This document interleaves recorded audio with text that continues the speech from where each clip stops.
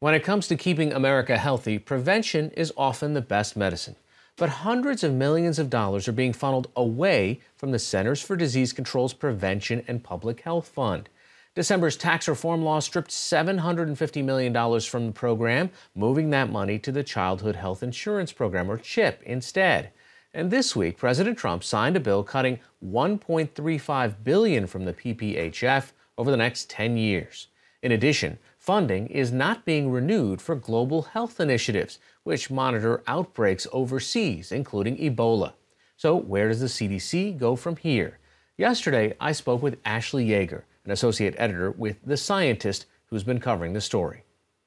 Tell us, what is the PPHF? What does it do?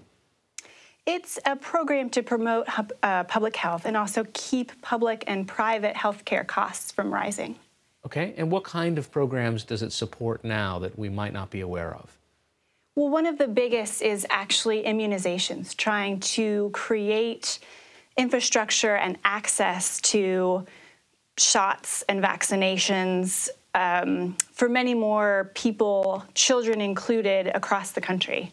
And also looking at diseases and other health issues that can be prevented, things like obesity, looking at tobacco use. All of these are things that if we spend a little effort and time and money trying to prevent, we can save long-term costs down the road. This is in the middle of one of the worst flu epidemics that we've had. People certainly are conscious of vaccinations. Tell us a little bit about the global health initiatives and specifically, when we tackled Ebola, what was the infrastructure that we had in place and what's in danger now?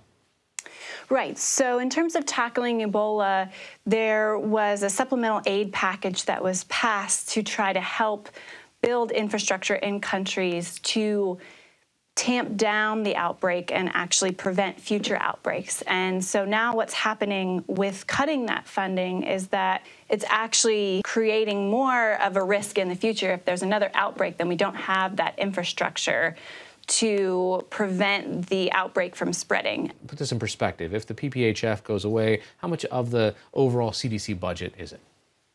It's 12% of the CDC budget. So in terms of the fund itself, I think in 2017, the fund was allocated about $931 million, and about $891 million of that went to the CDC for preventive programs. And is there any measure that Congress can take to try to roll any of this back or fight for some of these funds to be reappropriated? Someone mentioned to me discretionary funding, so that might be one place to look. But this particular fund has been a target for a long time, so it's not clear how it will fare going forward.